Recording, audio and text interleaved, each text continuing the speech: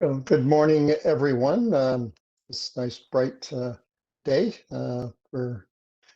My name is Brian Smith, the chair of the TCH Board's Governance, Communication, and Human Resources Committee. Welcome to the public session of today's committee meeting. In the light of the need for social distancing to limit the spread of COVID-19, we're holding this committee meeting virtually. I would at this point like to begin with the acknowledgement that the land each of us is on as we hold this virtual meeting is the traditional territory of many nations, including the Mississaugas of the Credit, the Anishinaabe, the Chippewa, the Haudenosaunee, and the Wendat peoples, and is now home to many diverse First Nations, Inuit, and Métis peoples. We also acknowledge that Toronto is covered by Treaty 13 with the Mississaugas of the Credit.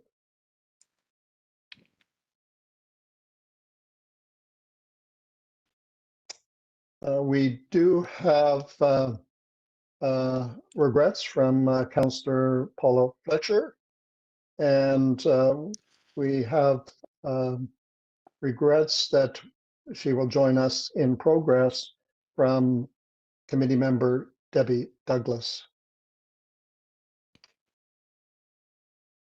Members of the public wanting to depute on the agenda items of today's agenda had the option to do so either by submitting written deputations or by teleconferencing in today's meeting to orally depute to board members. And we do have a number of deputations for items 5, 6, and 8 that have been requested, and we will address them when we get to those items.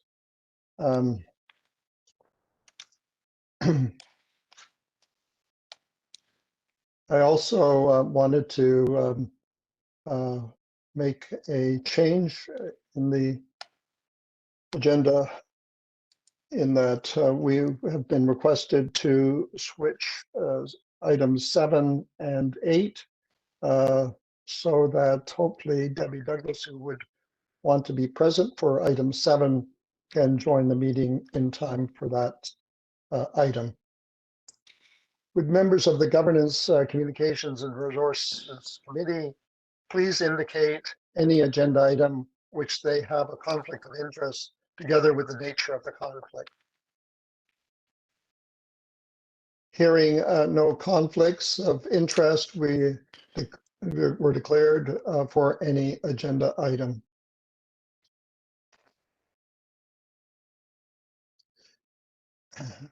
Presentations are scheduled in relation to items, as I said, 6 and 7 on the public agenda. As a result of these matters will be held. Ask if there are any additional items from the public agenda that directors wish to hold. If there are any, please indicate.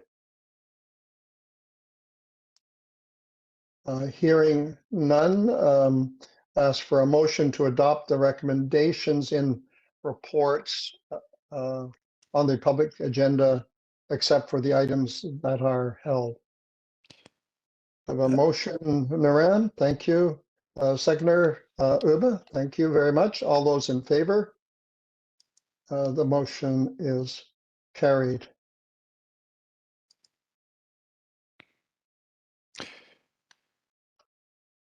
Business arising from the public, maybe we've dealt with that. No, sorry, Mr. Chair. In relation to that matter, we have a deputant. We've held that matter, so we have a deputant who's asked to speak to that matter, and so we've held it.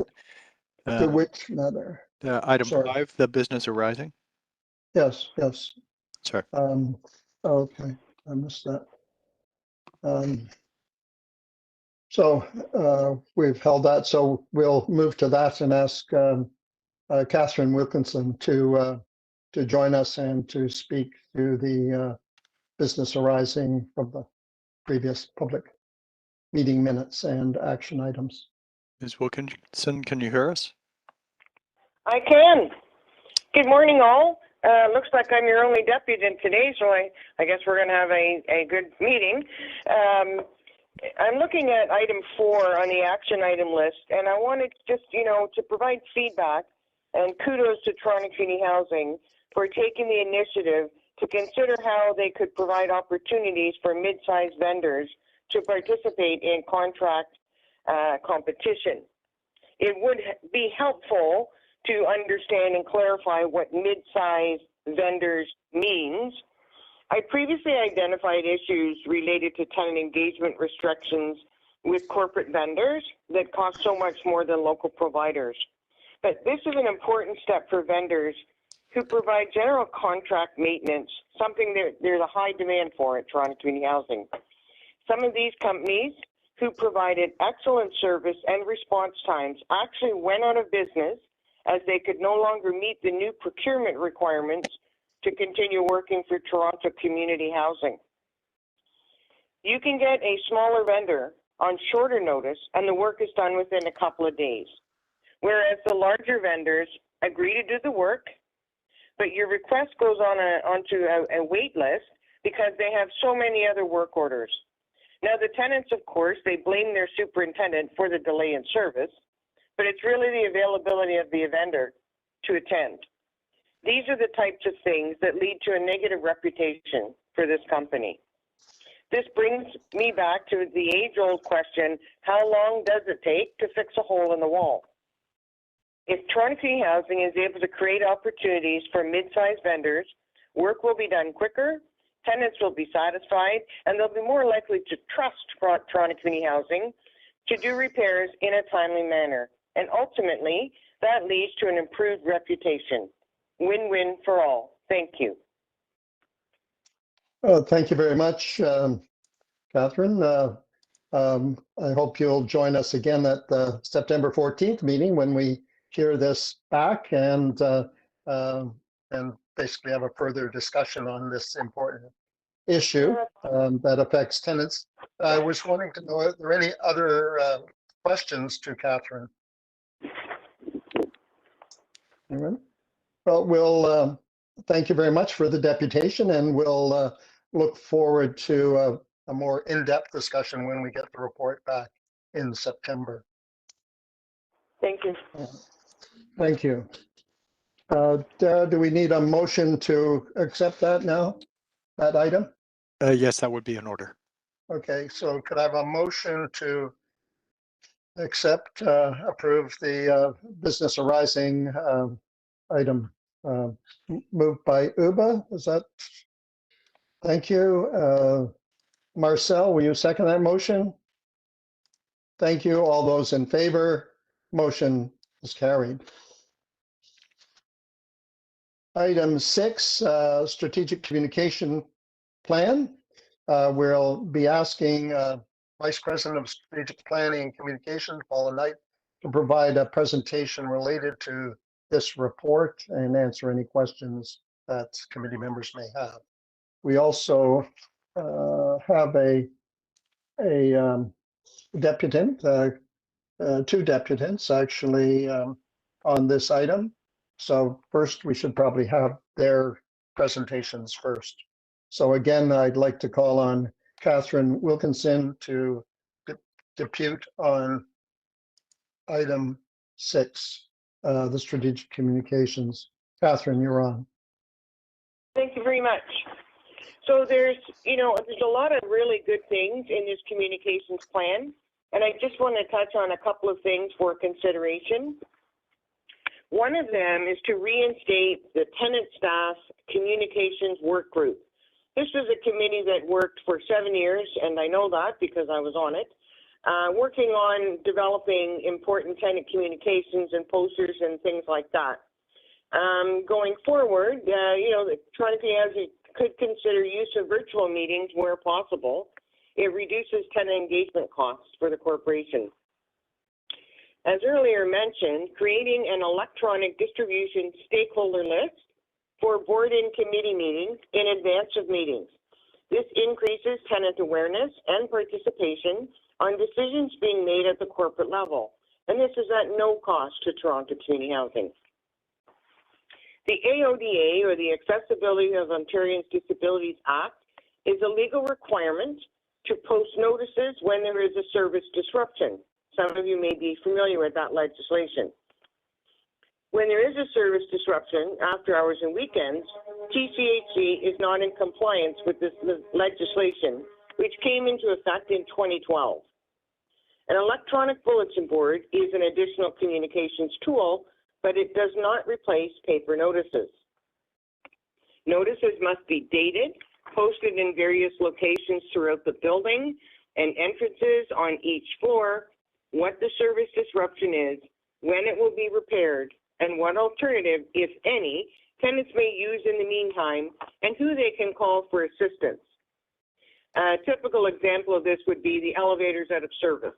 Well, you don't know that in an 18-story building if you can't get downstairs. So if there's no notice, you don't know that. So that's part of the reason behind this requirement. And how much is too much? You know, I know the communications department has worked really hard to get communications out to us, but the posters have become wallpaper. There are so many that tenants just walk right by them. Walls were plastered with COVID posters. There needs to be a mechanism to post and remove outdated posters as new information is distributed, and determine which posters are permanent and place them in one central area of the building. With regards to the service hubs, beyond administrative needs and requesting maintenance repairs, it's important to tell tenants what else they can get at their local service hub and when. Many of them are still not open. Door-to-door communications, Toronto Community Housing has a no soliciting policy with signage in all of the lobbies to minimize door knocking. Now, door drops. Leaving papers at tenant doors on the floor is a potential liability issue, and some of you may laugh. However, if and when a tenant slips on that piece of paper, the landlord could be liable for placing it there. And this has already happened. The tenant who slipped on a piece of paper contacted a lawyer, and he was told to notify the landlord, so they have been put on notice if it happens again. It's been continuing to happen for years. Something to consider when placing 24-hour notice of entry at tenant doors. The tenant loop. Include a question in the tenant survey to determine how many tenants are actually reading the newsletter. Many copies go directly into the recycle bins in the mailroom. Consider perhaps internal distribution to reduce mailing costs, ship quantities to buildings, place them in magazine racks or common areas. What tenants really want to know in this uncertain time of transition, they want to know the staff names and they want to know their direct phone numbers. Many staff lists, even though you have a service hub with your staff downstairs, their phone number is listed as the 981-50-500. If the point is providing local service, we should be able to reach you locally. You're downstairs. Changes in staffing.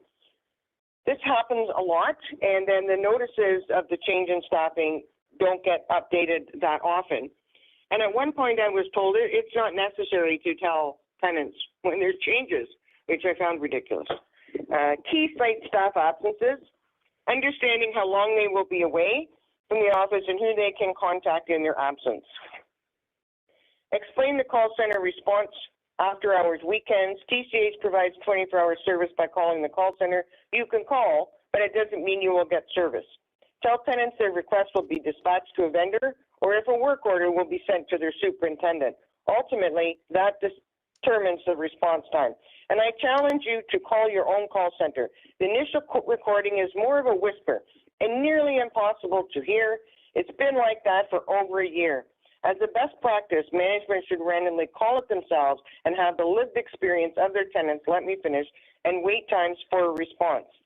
Evenings and weekends, be honest when tenants call the call center what you're not going to dispatch. If it's a burnt out bulb, a fob box repair, a broken door, just tell the tenants that you're not sending someone, thanks for calling, but your superintendent will deal with it on Monday.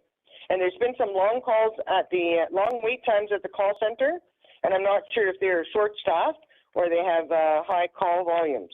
So I just wanted to bring these issues to your attention, and hopefully you will consider some of them. Thank you.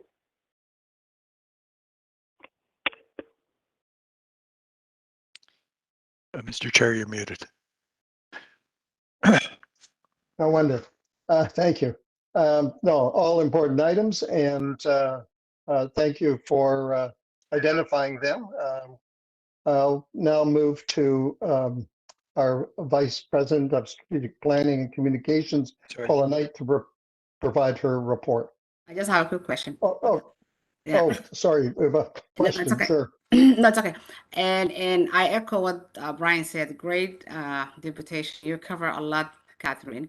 And I notice as an organization, we improve a lot from the past in terms of communication. One thing that you mentioned I really like, and if it's possible to have, would be staff work cell numbers. That will make life much easier. And instead calling 981-5500 and waiting and not finding anybody, that could be a lot of frustration. I echo what you say, Catherine. I just want to comment that. Thank you so much. Thanks, Eva. Any, Marcel, you have a question? You may be on mute. Are you? Not on mute. Good. Go ahead. Yeah. When it comes to communication, you were Catherine, you were saying something about, like, for people with disabilities and that. Is it possible for, I don't know if this is a question for, maybe it's a question for TCHC, but is it possible to look into maybe doing some kind of like a text alert for people who are dealing with disabilities, so they could say, like, whatever address the elevator is out, or it's just like an enhanced communication, but specifically for people with disabilities? I think that could be helpful.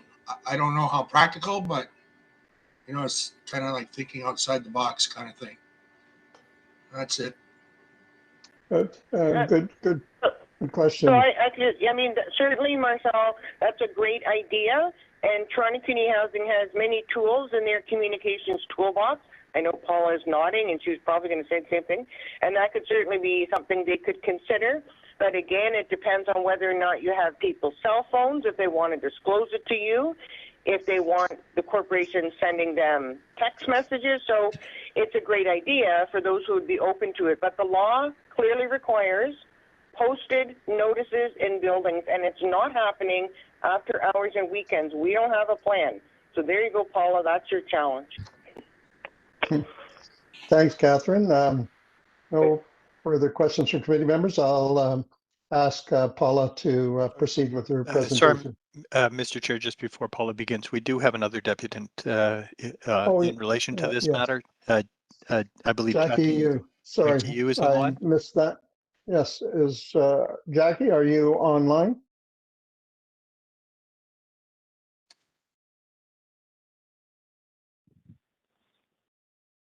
Can you see whether she's available there? I believe we've connected her to the meeting. Sonia, is Ms. Yu on the line?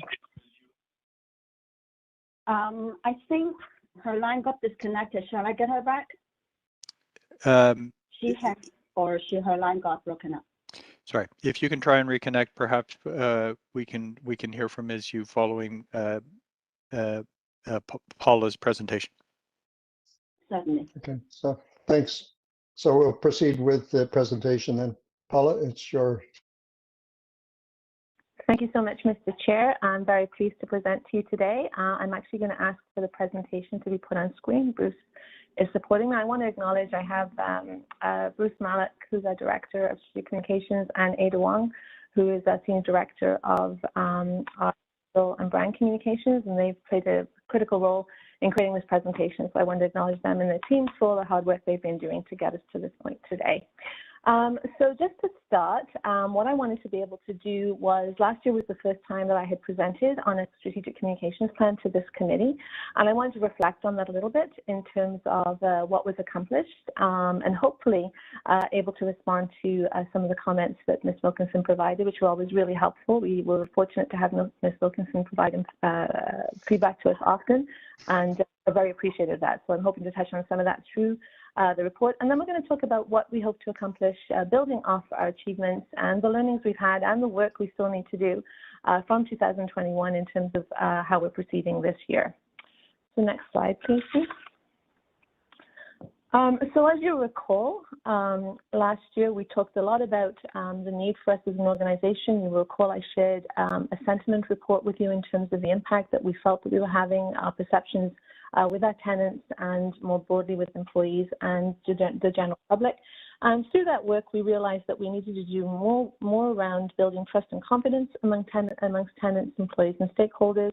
We needed to engage and inform key audiences to drive an understanding of our services and supports, ensuring that people had the right information at the right time and on their terms. And we've had a lot of learning around that. And I'm really glad to hear the comment related to SMS, and you'll hear me talk about that a little bit further on in terms of the opportunity we have with text messaging.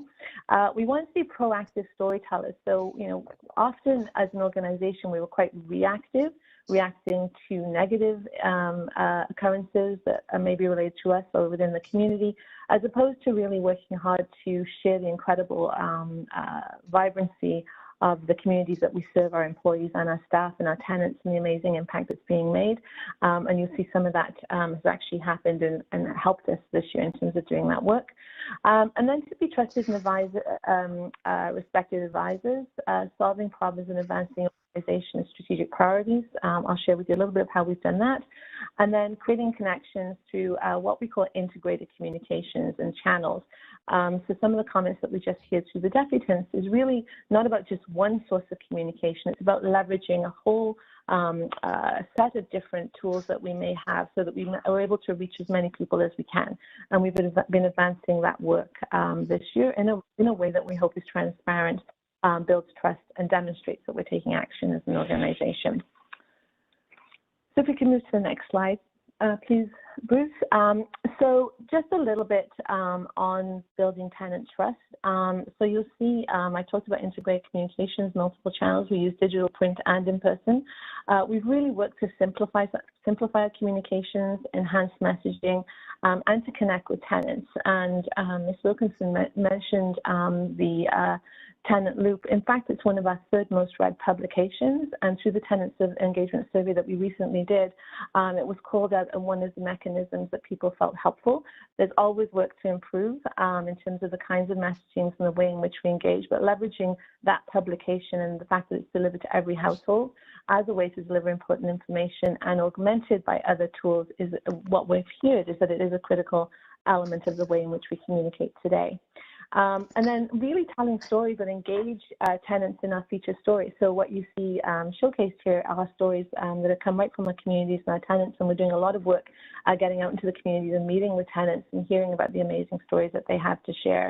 And for those of you who haven't been participating in our social media, we amplify a lot of these stories through those channels. So I really encourage you to tap into some of the social media channels that we have so you can actually read the amazing stories that we've been able to curate over the past year.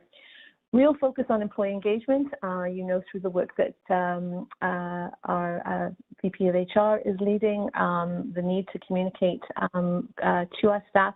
So we've started to implement consistent town halls through the organization. Of course, they've been virtual because of COVID, and having lots of employees, really high participation from our employees. We also publish a publication called In the Know. And it actually has what we call an 88% open rate, which is 88% of our employees actually open the communication and read the content that's in there. So again, that's a measure that we're able to track. So demonstrates that the content that we're now developing within this publication is absolutely having impact, and people are actually looking forward to reading it. And we continue to build on that. And we support, through that publication and other work that we do from an employee communication perspective, support many of our networks, our Black South Caucus, our Pride Network, and the Women Inclusion Network as examples. So all of those we're able to feature through this publication called In the Know. And then also, as you can appreciate, the work that we do is critical on the partners that we have in the community. So we work really hard to become an active community partner, often amplifying the stories that they tell. We do live tweets from various events. We have a very robust social media approach, and then multiple posts. And you can see the example that we have here in terms of demonstrating that participation, having the voice of our executive leadership team in those kinds of communications as well, in alignment with our partners that we have in the community. Bruce, next slide. So I also talked about the need for us to increase understanding of servicing support. So as you see here, a lot of work around our integrated campaigns, our solutions team, the work that we do around complaints management, looking at print, web, learner videos. We've actually started to use a lot more videos this year because we know that dynamic content like video is consumed more readily than often print or others. So again, part of our integrated approach is using videos to help us do that across multiple channels. Active communications around our economic development programs and work like our programs, great programs like our Build Brand, Youth Works, Rookie League. You would have seen our Midnight Basketball received a lot of, was amplified in the media recently. So really working hard to focus on those great programs that are happening within our community through the economic development programs that we lead. And then features, as I mentioned, in the Tenant loop. So using stories, which is our quarterly newsletter that supports and is really about our tenants and the great communities that we have, and very tenant focused in the way in which we write those stories as well. Next slide, please, Bruce. And I talked about being proactive storytellers. This was a huge opportunity for us as an example, and driving good news stories so that we could actually be part of the positive news that's out there in the media. So I talked a moment ago about our partnership with the MLSE Foundation and the Toronto Raptors to deliver the Midnight Basketball program. Great coverage received from that program. And then the launch of the center that was held in December, and then lots of coverage on our vaccination program that we led throughout the city, and you'll recall being front page of the Toronto Star, for example, with a number of these initiatives. Creating a pipeline is really important. So when you want to be proactive, you actually have to go out and mine the stories that you want to tell, and being able to create that pipelines through on various media channels. And actually in 2020, when we published 3,565 posts, and we actually have a very large growing audience across our various channels, social media channels, which is now over 33,000. So that is significant growth over the last year. And exceeds what we know from our expertise of the team, industry benchmarks, which is something we track to make sure that we're sort of ahead of the curve. And then hearing from our employees, building confidence of our employees, really demonstrating our organization is a great place to work, that attracts and retains the really amazing talent. So each month in our In the Know publication that I referenced earlier, we have a video which talks about a day in the life of our different employees and the work that they do, and that's really well received. And we have a lot of engagement with those videos when we post them, and they go across all the different teams across the organization. Next slide, please, Bruce. And I'll just talk quickly about these. I mean, you would have seen all of these. So our communications related to COVID, and a huge amount of need for us to have information available in our buildings. It's not lost on me, the comment by Ms. Wilkinson related to the number of posters. Anybody that knows me knows that I have a real challenge with posters. And we've actually just spent the last few months doing what we call the cleanup campaign, working with our operations teams to go around each of our buildings to actually clean up many of the posters that we have, so that there isn't that sort of dismissal because you see like wallpaper across the building lobbies and elevators of the posters. So we're really working actively, especially with all of the COVID communications that were done, to clean that up, so that we have what we call a cleaner palette for people to be able to consume the information through posters. Some of the untold stories in the past, I work with our conservation team, really leaning into the environment and the work we do there around sustainability, and communicating how our tenants can actually participate in great practices, best practices related to energy, waste management, water conservation, for example. And then, of course, with the opening of our tenant service hubs, being very proactive in terms of starting to share information about the hubs. And we are actually working on an employee directory. That work is underway. It's actually something that the city is leading as well. So it's not ready to roll out at this point. We're still doing the work behind the scenes for that, but you can expect before the end of the year that we will be rolling out a staff directory to support the hubs in terms of, and the buildings and our tenants in terms of accessing the right people to support them. Next slide, please.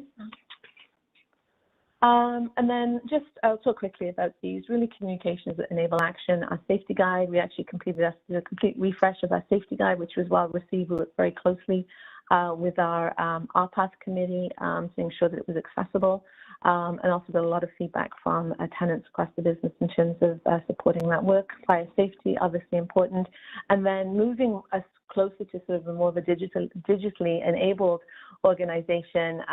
We did a 24-month pilot to test the function of digital screens. And again, this is one tool. It needs to be integrated with other means of communications. It was very successful, and the evaluation actually has led us to add additional 20 more screens, and we're just currently working on the technology to be able to centrally control the messaging and have local messaging that is activated in buildings for things like outages or anything that service issues that might need to be communicated, but also just general information that we might want to share with our tenants that might be important to them. The next slide. I talked a little bit about social media growth. I won't spend a lot of time on this. I think I've gone through this information, but it is a very powerful tool for tenants. We've heard through our tenant engagement survey that 65% of our tenants have access to reliable internet and would like to receive information in digital format. So that is an opportunity for us as an organization. And hopefully, if you're following some of our social media, you'll see some of these great campaigns that we are running in social media. Next slide, please. And then our digital annual report. That's been an amazing in-house developed report that we've created, which has given us an amazing amount of content that we'll continue to showcase throughout the year. I did send an email. I think Jag and I co-signed an email to everybody within the organization and to our board that actually highlighted some of the great coverage that we have in our Opening Doors with Purpose annual report. Next slide, please. And I'll touch on this. Last year, I did present Share of Sentiment, which is kind of the sentiment that those who read our coverage have towards us. We did an analysis of 1,400 stories about Toronto community housing in print, online media, and it shows that 2/3 of stories were related as neutral, which is really good in terms of getting us to the position of neutralizing some of the negative coverage that we had in the past. And we actually saw a real shift in terms of creating an equal balance between positive and the negative stories that we see in the media. And if I move to the next slide, I'll show you the comparison to last year. So what you'll see here is a real shift in terms of negative sentiment dropping by half. And positive sentiment increasing by 73%. That was 225 stories that we received that were positive versus 95, I think just less than 90 in the previous year. So definitely shifting in the right direction. And a lot of that is as a result of our ability to proactively drive coverage in the media, and also really work hard to be part of the story, even if it's a story any story that we know is going to include comment or a matter related to Toronto community housing. We're keen to be part of the story and to engage with media so that we're able to have a voice as part of that story, and that's some of the shift that you're seeing here as well. but lots of work to continue to be done in this area. And then again, this is just another analysis, shows across the different publications that we have.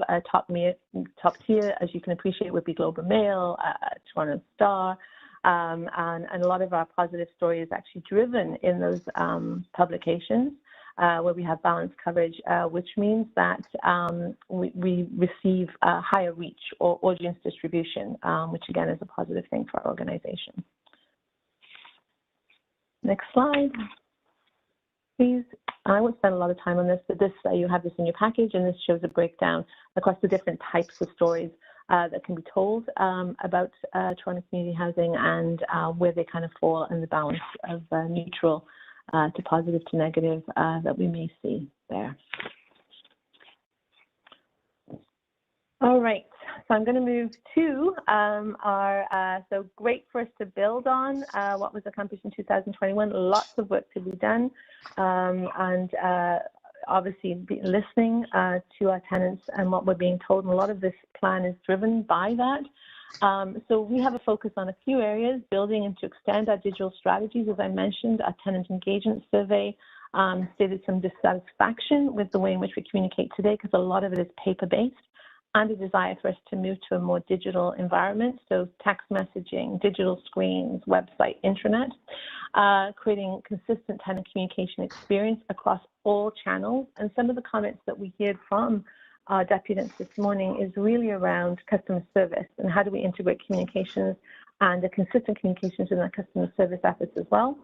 Achieving balance, continuing to build on what I just shared with you related to balanced positive media representation through proactive media pitching, and then to strengthen our employee engagement through innovative internal communications, and to be a valued business, strategic business partner. So we work very closely with our teams across the organization. We view ourselves as being responsible and ambitious for the success of our business partners and using communications to enable that. So working very hard to do that as well. Next slide, please. So digital strategies, 4 key areas of focus, really being able to access and evaluate and align the needs of multiple perspectives, tenant, staff, business units, and operational goals. Initiate and build a strategy to change for our digital channels, because we know that that will have the biggest impact and reach, and focus on creating key new channels that allow for immediate and custom digital communication. So the annual report is a great example of that. We deployed a new internal technology to support us doing that, so that we're going outside and we can be agile, and then adapting new software solutions to meet immediate digital needs. We're just in the process of overhauling our website as an example of that. Next slide. And this actually speaks to a lot of what Ms. Wilkinson was saying in terms of this integrated approach to improving tenant communications. It can't just be one thing. There is a need for building so one-to-one communication with our staff, building posters and digital screens as another element, and then lobby interceptions. There are ways of doing that, and then door-to-door, door drops, notwithstanding some of the risks that can be associated with that. Print and direct mail, it's live and well, using direct mail to make sure that we reach all of our tenants through print. In-person or live support through our client care center as an example, community safety unit, they're all vehicles for communications. Tenant service hubs is a great new environment for us to communicate, and then programs and agencies that we work with. And then digital and telecom, as I mentioned, our website, social media channels, and media newspapers. And we are exploring an SMS text system, as was alluded to earlier. It does require a process for people to opt in, but we found through the tenant engagement survey, as an example, when we used text to suggest that people participate in the survey, we increased participation significantly. So we know that it is an effective tool with our tenants. So looking for ways to use that appropriately and with their permissions is something that we're currently working on. Next slide, please. Thank you. Really focusing across these different audiences. Key to this is engaging with tenants. As Ms. Wilkinson alluded to, we did formally have a committee We're looking to reinstate that. We're doing a number of focus groups currently to understand what are the most important things to our tenants, and then working beyond that to define a process to be engaging tenants on a regular basis, so that we have that ongoing input. Next slide, please. Media focus. I think I've already talked about this, building on what we did in 2021 with a really laser focus on this, because we know that it can drive success for us as an organization. And then next slide, please, Bruce. Time. And then creating story opportunities in the media. You know, there are a lot of amazing things going on in our organization, and we're working really hard to capture those stories, to mine them. Our staff are really helpful, telling us around about the great things that are happening in the communities. Our tenants feed these stories to us. We have great teams such as our Sustainability and Climate Action team, who are doing great work, working with the Centre in terms of our work around confronting anti-Black racism has been it's a really important part of how we do our work, and learning a lot in terms of the work that we're doing there. And then community economic development, social connections, and community programs. So again, continuing to build and having a great library of these stories that we can continue to amplify.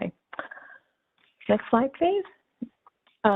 Shaping and influencing media coverage. Being open and responsive to media allows us to participate constructively even in negative stories. Being timely and sharing the facts enable us to sometimes help media understand that it may be not a story and support them in sort of closing it down. And then others' voices, including the coverage, helping shape the issue and influence perceptions of us as an organization, which is important. An example of that would be the work we did with the Ontario CRA tax and Ontario Trillium benefit, for example, and our advocacy for tenants. Next slide, please. And then, of course, our employees, continuing to use two-way channels. And a lot of benefits has come from the fact that we've had to be virtual and getting good at that in terms of being able to communicate through the online medium. Really showcasing our staff who are living our values every day and doing amazing work. And then position our leaders as voices of the brand. And then greater use, as I mentioned, of digital tools to include staff in, especially in a hybrid work environment, which will for the foreseeable future be how we work. So part of that is developing a new internet approach to how we engage with staff as well. So I think that is it. Yes, my last slide. So thank you for your patience as I went through that, and I'm happy to open it to any questions you may have.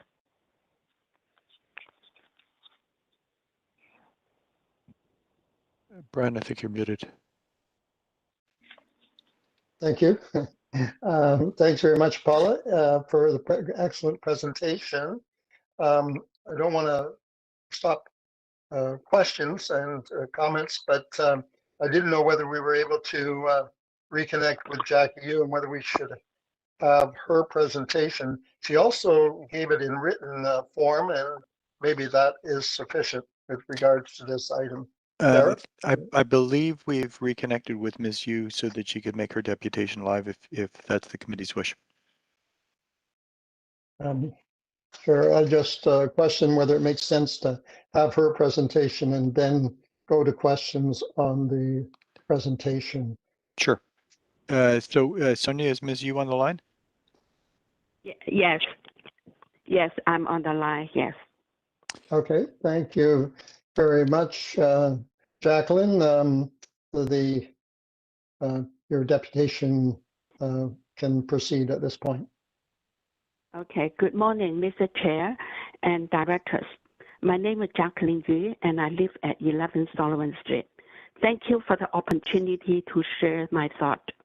In my will, our TCHC Strategic Communication Plan require the creation of a permanent deputation focus group that obtain feedback from all affected tenant groups at TCHC, including groups from all cultural backgrounds, ages, and disabilities. This means first identifying the affected tenants group, example, apartment or townhome tenants, reducing the impact of non-affected groups in decision making, and proactively seeing our input and giving voice to those who may not otherwise participate, such as tenants who do not speak English as a first language. Feedback should be documented from all affected groups and not from the non-affected group, and considered before any action is taken. Currently, my experience is that decision at my apartment building sees tenant feedback from townhome tenants instead of apartment tenants on apartment building matter. And people who are not as comfortable with English are not as equally represented as tenants who speak English as their first language. Secondly, TCHC has serious governance issues. When errors in record keeping are brought to the TC attention, nothing to my knowledge is done to correct the error, and the error was used in TCC decision-making process, which is improper. There appears to be no verification of information, even when the error brought to the attention of tenant solution and all the way up to the CEO office. Instead of verifying information, the same error is incorporated into decision making. In my experience, the tenant representative on record at TCHC is not the actual tenant representative. And the error had been brought all the way up to the CEO office attention, and the result is that any outcome that is supposed to include tenant representative is corrupted.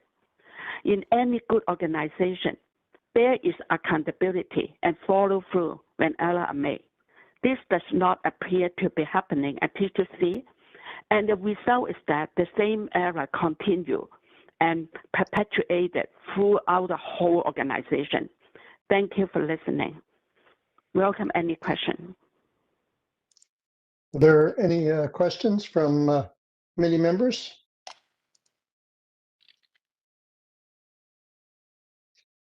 I have no questions.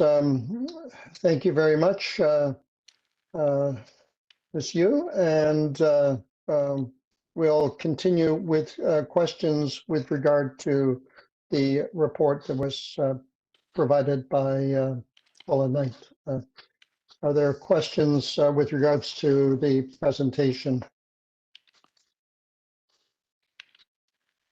I have a couple myself, Paula. I know there were suggestions about cell phones and access for tenants, but I wondered specifically with regards to using through the hub, and I don't know whether this is realistic or not, but whether as opposed to going to some central number, whether the hubs can be a utilization for contact for tenants. I guess we also would want to be able to track those issues and items that were brought, and having it go through a hub might be an easier way to make sure the questions are responded to and issues dealt with, or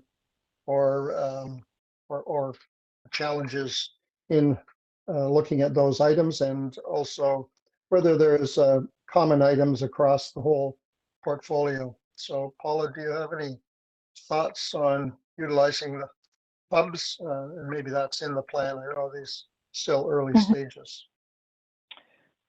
Yes, thank you so much for your question, Mr. Chair.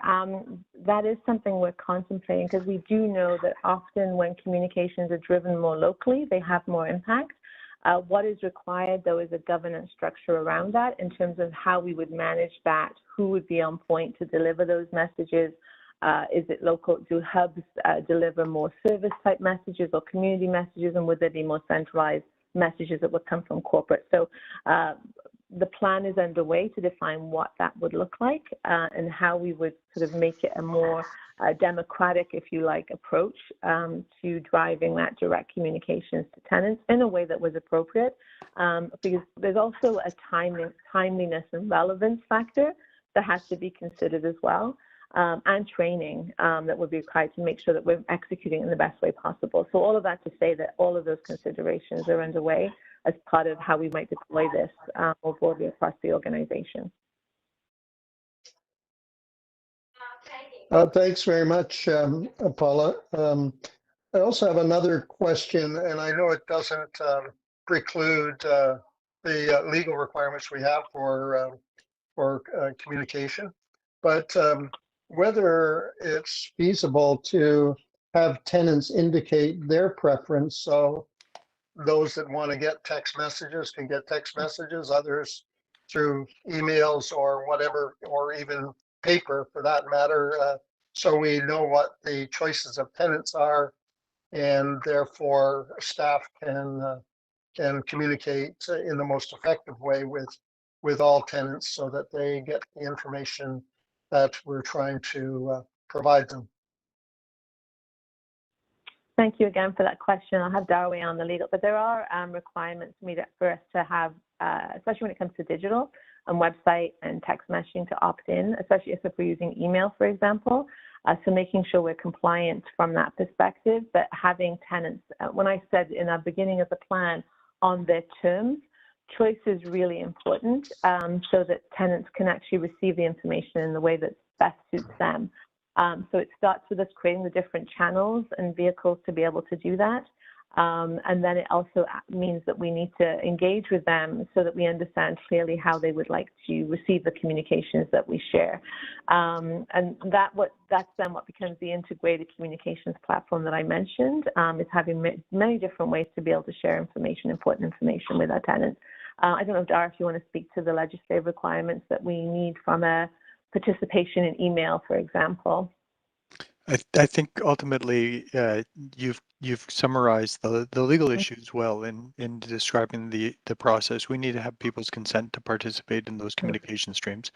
I'm mindful of Ms. Wilkinson's comments with respect to notice of service disruption. I think this legislation actually provides, if I'm looking at the right accessibility standard in the regs to the AODA, that we can provide notice in mechanisms other than through a written posting, but I'm happy to engage with her offline on that point. Yeah, thank you. It's as important as well to give individuals receiving communication the opportunity to opt out. So, I'm sure you've all experienced subscribing to something and then having the opportunity when you subscribe to a newsletter to be able to opt out of subscription.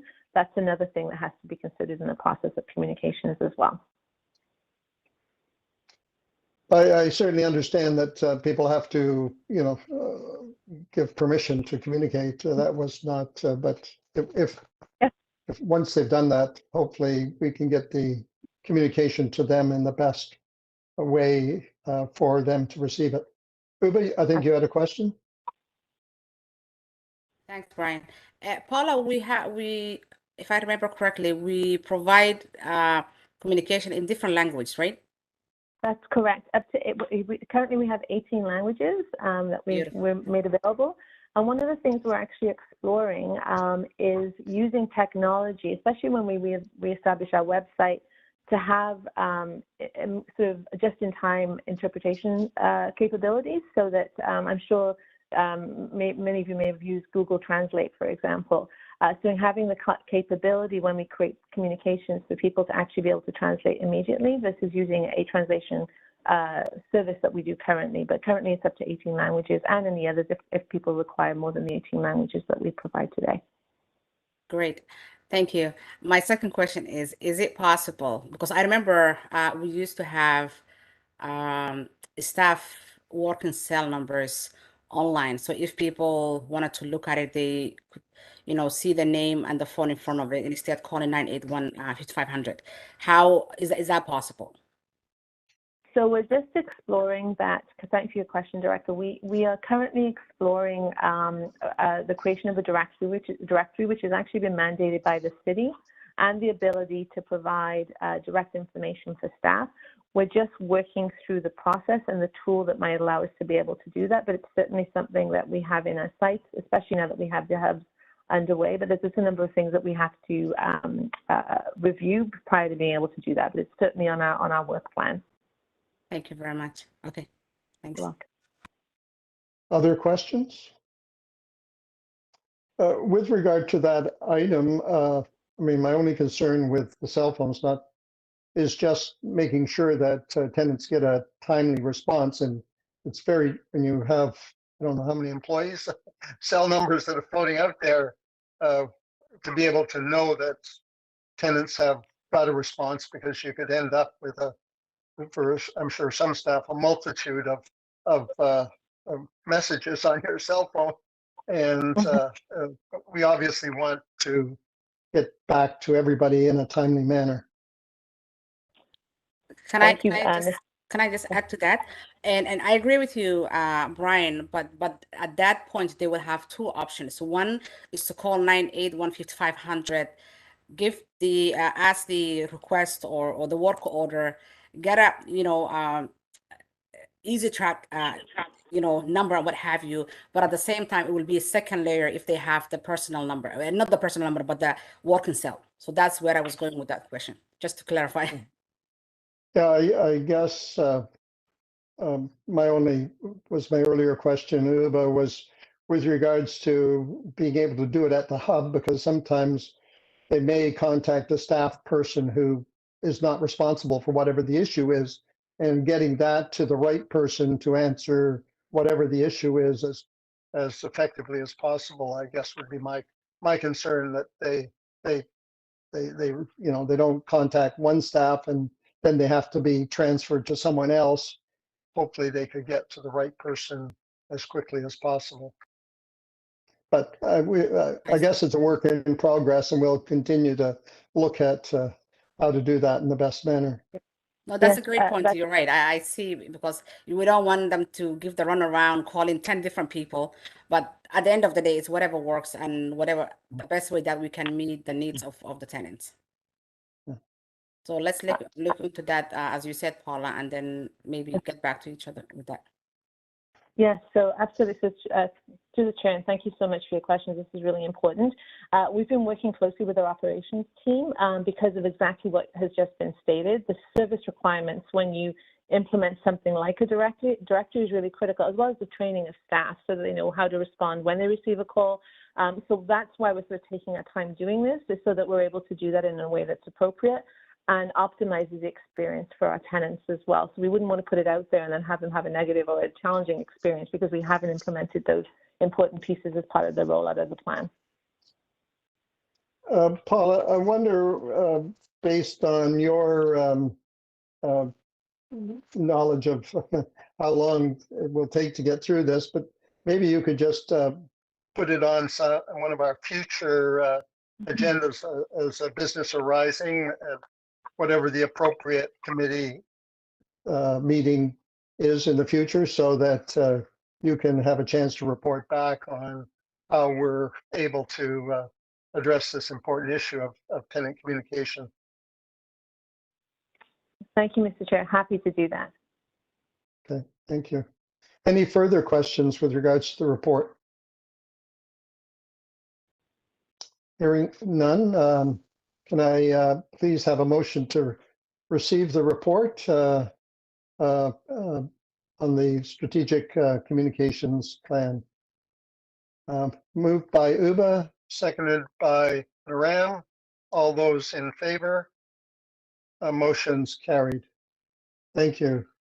Now, we have had a request to hold item 7 until Debbie can join us. Hopefully she can. So we will move to agenda item 8, which is the City Council directions requiring board attention. Dara, do you want to speak to that? So I'll Or just is note, that Paula? I believe we have a deputant in relation to that item. Ms. Wilkinson Oh, yes, wanted to sorry. speak to it. Yes. Yes, I see that. Sorry, Catherine, the floor is yours.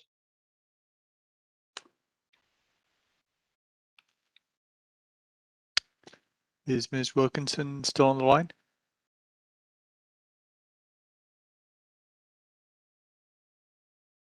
Dara, Catherine dropped the line. It's currently not reachable now. Okay, so maybe, I guess, Paula, you're speaking to this item. So why don't you speak, and if we can re-engage with Ms. Wilkinson, we will have her speak to it after you've made your comments.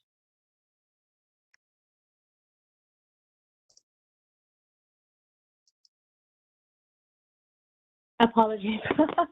I had not muted. I had muted myself and I couldn't get off. Thank you so much.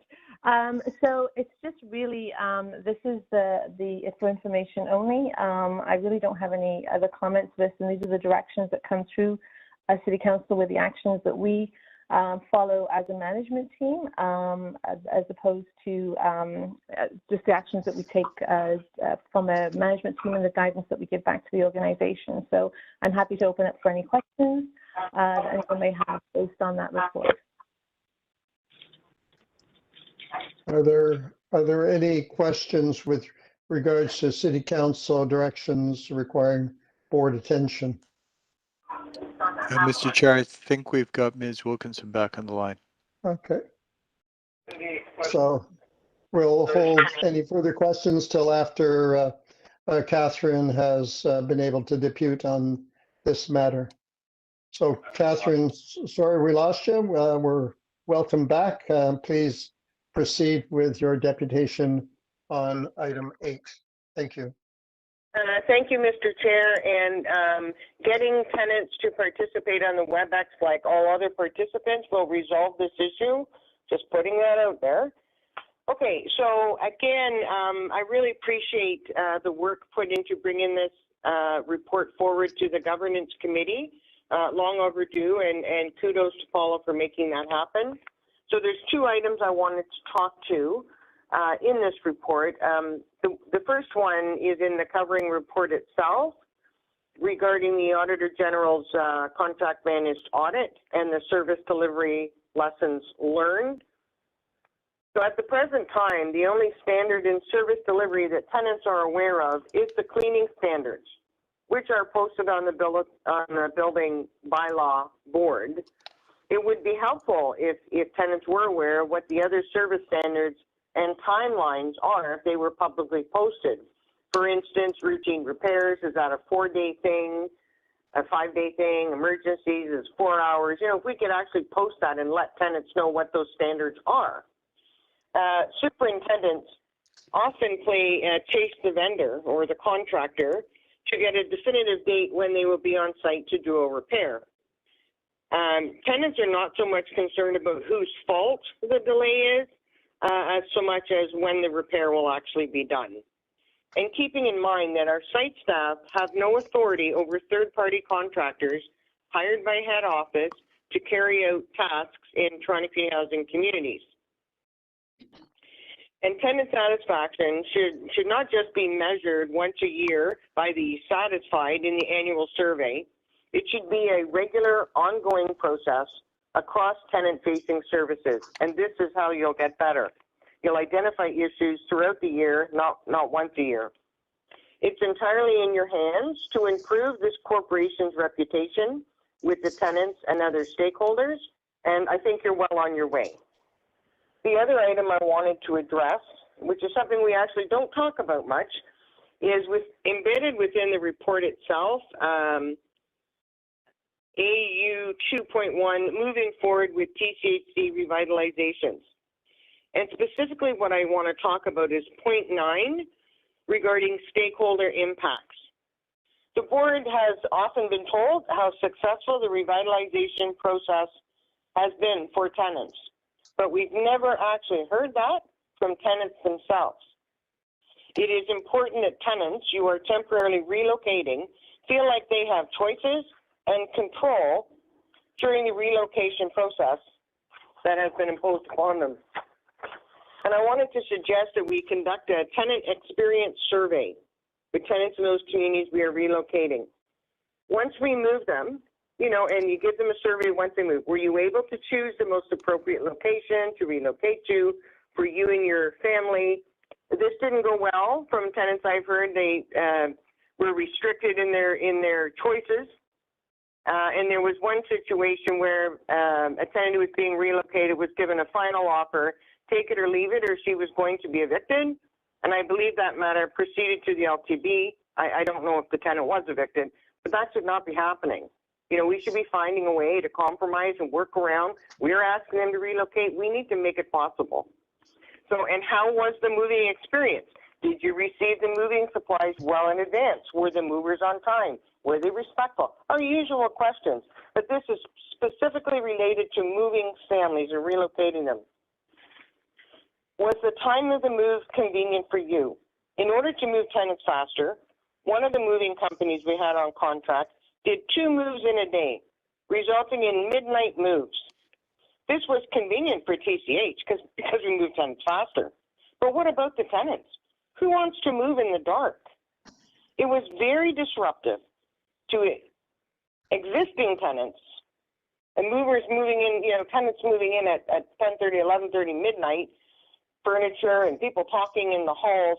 So the people that lived there had no control over that. Not only that, but the movers actually broke the elevator each time they moved someone into my particular building by sticking a shimmy in the elevator.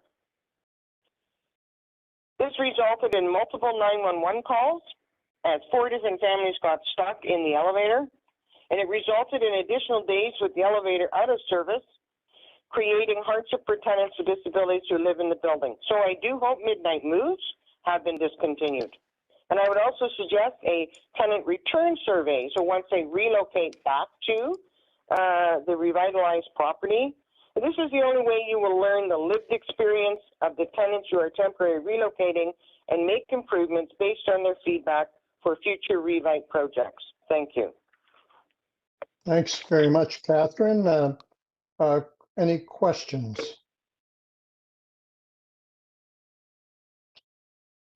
Just a couple I have, and it sort of relates back to many of the issues I'm sure staff feel are important. I guess one of the comments or questions I have to follow is, once we've got all our IT tools in place, hopefully it will be better to track some of these items that Catherine has raised.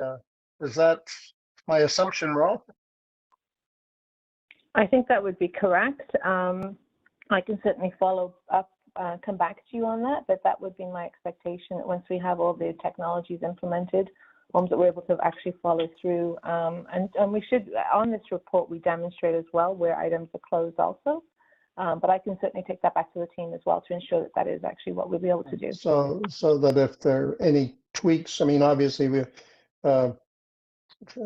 it's hard to do it manually to get all that information, but once we've got the full suite of IT programs in place, hopefully we can track more effectively how some of these things are being resolved and tenant satisfaction with regards to those. With regard to the standards, is there any issues in essentially these are the standards that we've set for our housing? Is there any issues with making those more public to the tenants? I might refer to our operations team on that specifically. So Nadia or Kelly? And these are the things we're measuring ourselves on, and the question obviously is, and again, obviously many of the things we require the IT tools in order to get that feedback, but once we've got it, hopefully we can focus on them. So do you think those standards can be available to tenants? So through the chair, I think we could definitely look into that. We have service standards for each of our pillars. So it's something we could look at publicizing. We also have our service quality indicators that we do with the tenant leadership in each of the hubs. So there may be an opportunity for us to post that and a mechanism for us to gather feedback throughout the year based on the deputants' feedback. So definitely we can look into that.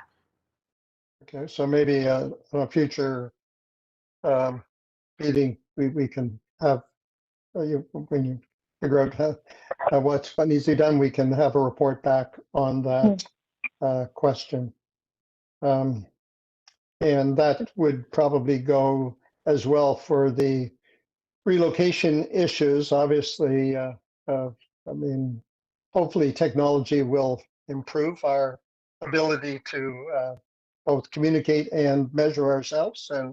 And so any feedback maybe could also come at the same time with regard to that issue, with regards to knowing the relocations for tenants and how to measure ourselves on making sure that it is as acceptable and as efficient as possible. So anyone else have any questions with regards to the deputant? Okay, hearing none. Just have to pull up the motion. It's just a motion to receive, Mr. Chair. So could I have a mover to move to receive the report? Thank you, Naren. Seconded by Uba. That good. Thank you. All those in favor? The motion's carried. Now, I don't know whether Douglas was able to rejoin us or not. I know she asked for us to hold item 7 until she could come back. I think we're a little ahead of when she thought she could get back, but we need to proceed with item 7 with regards to that. And again, I'd ask for our Vice President of Human Resources to report on that item. Barbara, are you available to do that now?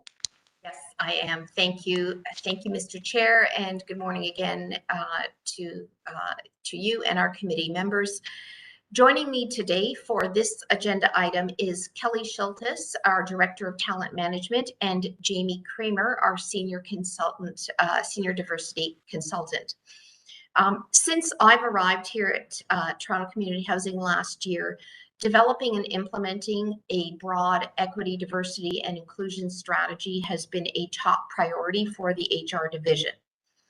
And over the past year, we've engaged in some key foundational work, including stakeholder consultation, engaging with our different employee resource groups, doing best practices research, establishing an advisory group and a steering committee so that we've got broad and diverse representation from across our organization and including with our labor partners.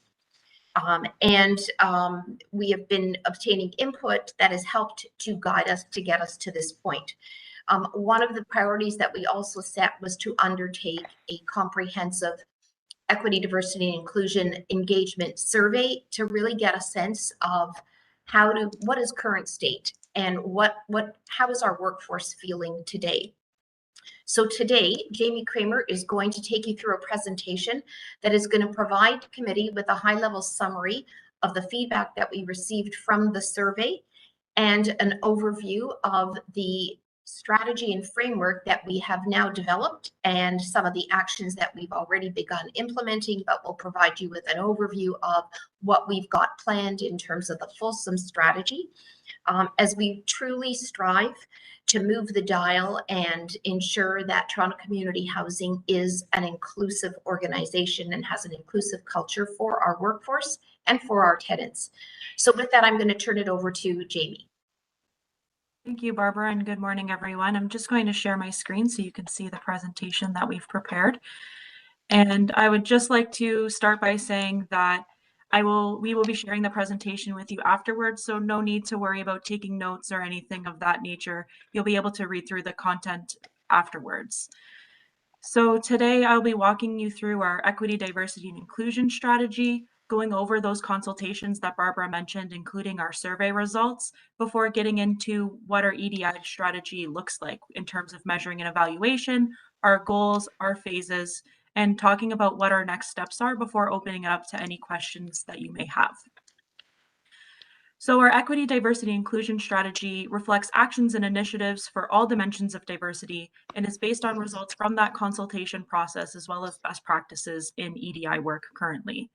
It's a corporate-wide effort to be more understanding and address the needs of everyone through a detailed review and a measurable plan to further enhance the efforts that we've taken in previous years, as well as with our CABR strategy and the work that we've done since the D&I survey results came to us.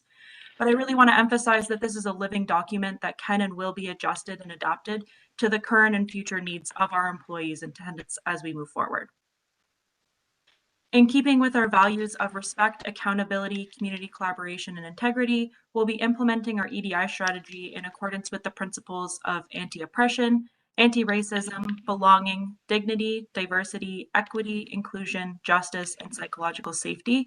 And you can read the definitions of those in our EDI strategy, but they are aligned with what's in our CABR strategy and the center on their topic of anti-Black racism, as well as what's best practices for those definitions in the workplace. In terms of our consultation process, we had 3 different activities that we used over the course of the last year and a bit. First, we had a literature review where we reviewed a variety of current and updated equity, diversity, and inclusion strategies from other organizations, especially those that are similar to us in nature in that public sector. But we also looked at those that are currently demonstrating best practices on a global scale, whether they were for-profit or not-for-profit as well. We also provided our internal committees, that steering committee and our advisory group, with a draft copy of the EDI strategy to receive their feedback, and we've incorporated many of those different aspects into it. And we also ran our diversity survey from November 25th, 2021 to January 31st, 2022, where we had a 50% response rate with over 1,000 responses from our organization. And I'll go into more details about what those responses looked like in just a moment. But this entire process informed our EDI strategy goals, actions, and the phases. So the key takeaways from our diversity survey were that we really need to make EDI a priority, especially from our executive leadership team and our management team. There were requests from our employees for more work to be done to understand their perspective as we start to build out those different programs and initiatives that fall under the EDI strategy, because people feel really connected to their work, but they want more opportunities to develop professionally, especially in this space, so that they can better assist tenants. But there's definitely a need for us to make sure that the work that we do for EDI includes everyone's unique needs. So when we look at what our results show us, we have a lot of these different sliding scale type predictions. So we have the far right blue bar is showing our favorable or the positive indications from our employees. The middle gray bar is the neutral or the unsure or don't know. And the far left or orange bar is the unfavorable or negative. If you see perceptions of inclusion and experience, there's no gray bar because we asked yes or no questions with no, don't know, or unsure for this. We had a variety of questions within each of these on that Likert scale of unfavorable to favorable, but we had one question tied to both gender and sexual orientation about our employees' ability to be their full selves at work with regards to those questions. We had 2 questions tied to perceptions of inclusion, and these were really about belonging in the workplace. We had 4 questions tied to the topic of experiences, and this was around harassment, discrimination, and microaggressions. And the bulk of our questions were in that diversity engagement section that you can see at the bottom, as there was 22 questions tied to that. All of the information that I'm going to show you today is just a snapshot of all what we have in terms of data. So everything that I can show you today, I can show more. And the intent for us is to use this information to show that business case or rationale for the different programs that we're going to put in place moving forward. But I really wanted to highlight a couple of these questions that we asked so that you can understand where we are coming from in terms of those goals, the objectives, and our phases. So as you can see here, this top bar here is the overall percentages that we just looked at, but we can see for each question how people are feeling in terms of these specific topics. And not only can we see them for the organization overall, but we can see them for each division, we can see them for different demographics, and we can understand some of those intersectional identities and how they're feeling when it comes to these different topics. The main thing that we've been focusing on is where we have these very large percentages of the neutral, so 20% or higher in that neutral category or the gray bar, and 10% or higher in the unfavorable or the orange bar. So we definitely saw some results that we want to address right away. And I've included some of them here on this slide, but we have a list of about 10 to 15 from those diversity engagement questions that have that large 20% or 10%. And we want to make sure that those are the ones that we're prioritizing first. So some of them include things such as, at TCHC, I'm confident that my accomplishments are compensated similar to others who have achieved their goals. And at TCHC, I receive support for working with diverse groups and working in cross-cultural situations. And what I mean when I say that we're taking these and putting them into the EDI strategy is we take the statement here and we say, what do we need to improve? And then we look at how can we do that through specific actions, items, or programs that we can put into place. And the idea is to collaborate with our internal committees, with our employees, and really develop those programs to meet everybody's needs. So for example, I believe TCHC manages diversity effectively. We need to improve tools, resources, knowledge, and awareness around EDI topics. So we're going to be doing this by creating development opportunities for people leaders, hosting a variety of events related to different dimensions of diversity, and continuing communications around significant dates, among other actions that will help progress this so that we eventually move the people in that neutral state to the favorable and the unfavorable to the neutral and then over to the favorable. But as I noted, we did see some things in the survey that we wanted to start working on right away, especially around policy development. So we started working on refreshing our workplace diversity policy, our hiring policy, and our recruitment standard operating procedure to be more inclusive. We've been working with our learning and organizational development team on their leadership development strategy to make sure that our people leaders have the training to lead those cross-cultural interactions. We've been sharing the results with all staff, but especially with our internal committees, the center, and our employee networks to make sure that we're prioritizing in a way that makes sense. But we've also started creating more communications about what we're doing for EDI via newsletters, all staff memos, and on our in-house page. One of the other key pieces of information that we got from the survey is around our demographic representation. So you can see here our representation overall. Of the people who participated, we had 61% who identified as racialized, 2% Indigenous, 42% women, 1% under that trans umbrella that includes non-binary and gender fluid, 11% identified as part of the 2S LGBTIAQ+ community, and 14% identified as a person living with a disability, whether it was invisible, visible, or both. But we can also take this information and break it down by different affiliations. So our unionized, which is the blue bar, non-unionized, which is the orange bar, and management, including management at CSU, which is the gray bar. And we can see this in different divisions as well. Because while representation isn't the be-all, end-all when it comes to EDI work, it is still a key and important factor, and one that in the comment section, which I'll get to in a moment, our staff members did note as something that they wanted to see more of as we move forward. But as well, as I noted, we have a lot of information on the survey in the results and what we can do with it.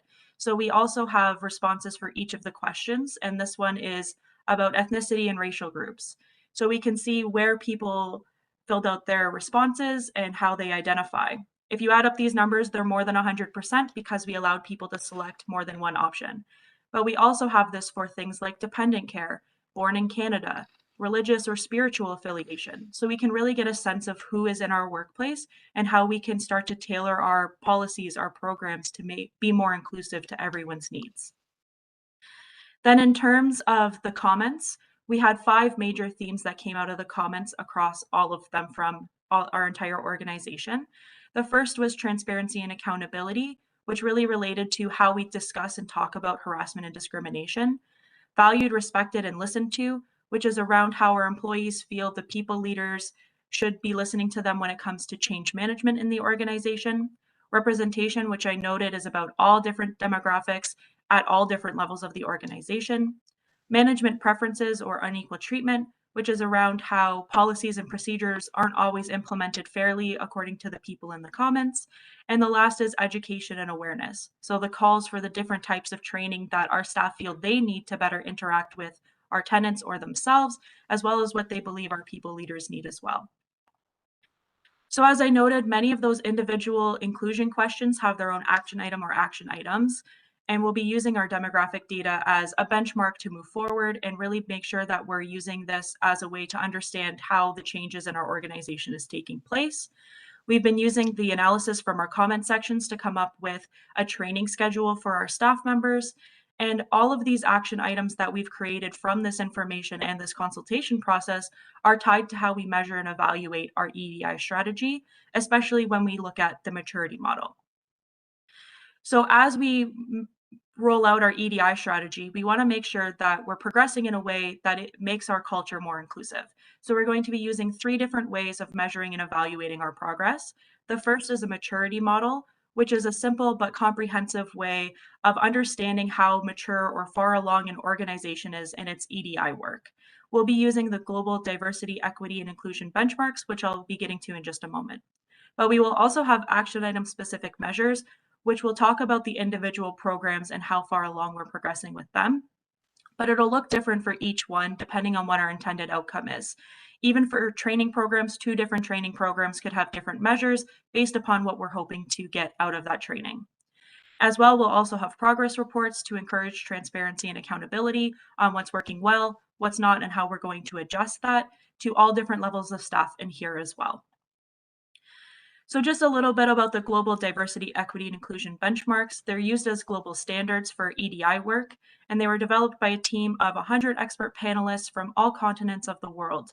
You can see the 15 categories in the triangle on the right-hand side, but there's 275 benchmarks across 5 different levels.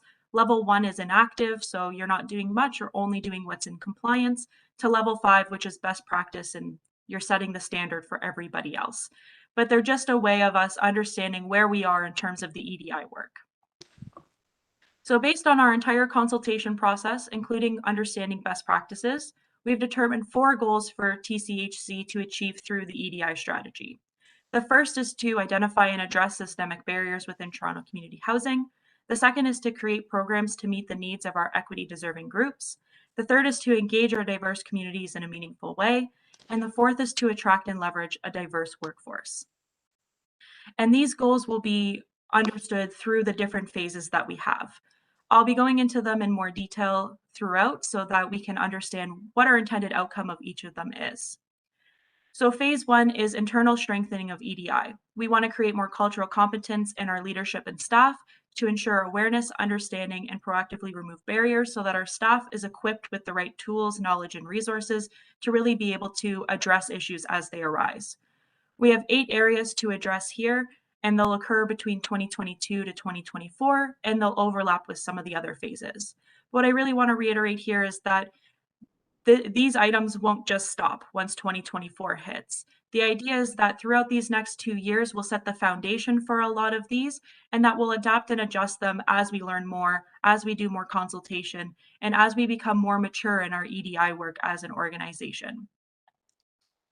So we have a variety of intended outcomes of this phase, but I just want to highlight a couple for you, including that our leaders will have cultural awareness and competency to lead cross-cultural teams. We'll have more trust and respect between our staff members, management, and our HR department, and that there will be education, training, and awareness for all staff to build their knowledge and confidence when addressing issues. For phase 2, this is our audit and assess phase, where we want to look at the way we create, advertise, adjust, and assess the success of our work.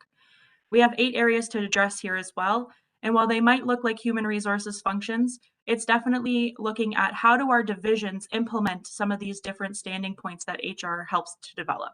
So how do we engage with policies and procedures, and how do our people leaders then implement them in their own divisions? And how can we help to strengthen that from an equity lens? This will occur between 2023 to 2024, but will overlap with other phases as well. And we have, again, a variety of outcomes for this area, but I want to highlight that we want a workforce that understands harassment, discrimination, and violence, and the perception of this at TCHC EDI programs that work for each division and department individually, and hiring strategies that utilize demographic information to ensure that we have representation throughout the organization. And our last phase is collaborate and build, where we want to create more economic and social development opportunities to build trust with our tenants, partners, and Indigenous communities. But we will have to and will be engaging in more consultation leading up to this phase based upon how our staff understands EDI and what work needs to be done to strengthen their knowledge of EDI so that we can best work with our tenants to address their needs as well. But the intended outcome of this phase is to have tenants who understand how to access information and services from TCHC and being able to work with our community partners to strengthen our involvement and economic development. In terms of next steps, we intend to communicate to all staff about the EDI strategy in June, while continuing to implement action items from phase 1 and working with our internal committees to prioritize actions beyond this. In December 2022, we will have our first progress report, but our intention is that we will be continuing to update staff throughout the process so that they understand where we are, what actions we're taking, and what they can expect next. And that's everything. So I will stop sharing my screen and open it to any questions you may have. Well, Jamie, thank you very much, and the team that put this together, a fantastic report. Hard to I'll have to read it many times, I think, to fully appreciate the depth and the quality that you've and energy that you and the team have put together on this. I would open it to any questions. I also, Dara, just, oh, good. Debbie, I just was going to ask if Debbie was able to get back.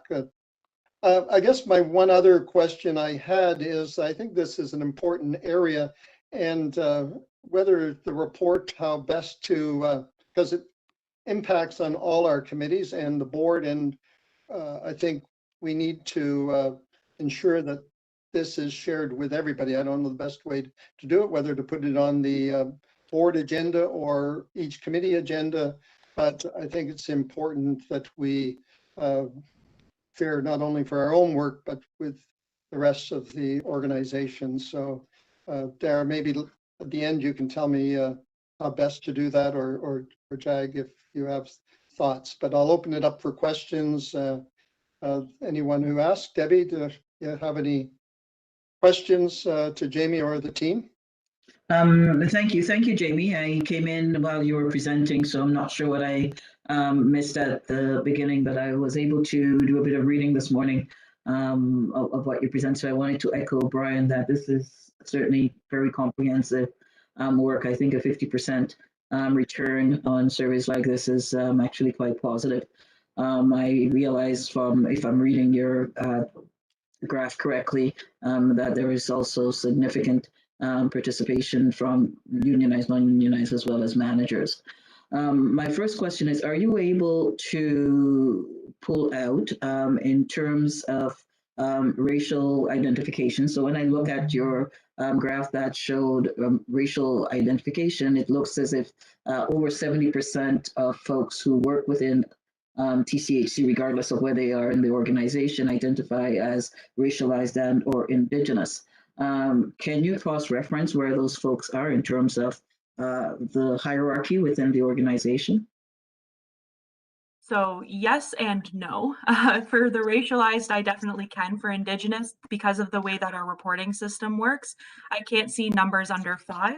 So I can't always see some of that information, but I can definitely tell, generally speaking, where they sit, and we can always get that information from our vendor if we absolutely needed it. But we know that if it comes up saying confidentiality warning, I know there's at least some people there. Okay. I was trying to connect your phases with your goals. So at the beginning of the document, and I'm not sure, I missed that part of the presentation, you talked about, I believe it was 3 goals. And then at the end of the presentation, you talked about phases. How do those things speak to each other? Yeah, absolutely. So our goals are what we're encompassing throughout our entire strategy, from the start to the end, and then obviously beyond. But the phases are, how are we going to action those different goals? So I want to make sure that we have the right resources, the right time, the right people in place to make sure that we're not setting those lofty goals and not being able to meet them. So by dividing it into those phases and setting specific actions within each of those phases, we'll be able to start to meet those goals as time goes on. And each action we take will relate back to a specific goal under that phase. I'm wondering if in presenting it though, you can bring them closer together. So I know that in goal 1, this is where these are the actions and this is the phase that it fits into, or whichever way that makes sense actually. Do you understand what I'm trying to say? Because I kept having to try and remember what was what during your presentation. Absolutely. And for me, that's how, because then that's then how you begin to benchmark and measure, right? Yes, for sure. Sorry, Barbara, go ahead. No, thank you. I just wanted to jump in and add to Jamie's response. And thank you, Director Douglas, because I think that's a great point that you've made. In some instances, the actions will actually address more than one goal, so it's not necessarily sequential. But I think we do have an opportunity to do that cross-referencing and to look at the different phases and the different actions that we have identified for now and how they relate back to those goals. And that will be an additional kind of cross-referencing for us. So we'll be sure when we report back to be able to present information in that manner. Thank you. And just so you have a sense, because when I first read it, a flag for me was that you were going to pay attention to recruitment and hiring and your hiring policies and those kinds of things in phase 2, which for me is a priority and should be in phase 1. But I understand how it is that you've organized it. So good to hear that the goals aren't necessarily sequential the way they've been laid out. Okay. Thank you. So I didn't, if I understood, Debbie, whether it would be easier if there could be a little chart that did the goals and the phases so that and then dates could be added to the those. actions, exactly. Yeah. Right. Any further questions from committee members?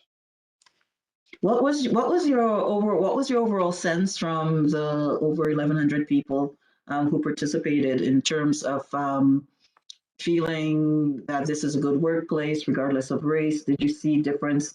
Could you tell difference in responses based on racial identity, based on sexual orientation, based on any of those demographic markers? So I can also see based on division that people work in as well, the differences. So I had to cut for time, but I have a lot more information on the survey that I could share with you. I think I did a 40-minute presentation on just the survey to our staff, but we can see based upon different ways of looking at it. So we can see racial identity and how positive or negative they feel as compared to the organization overall.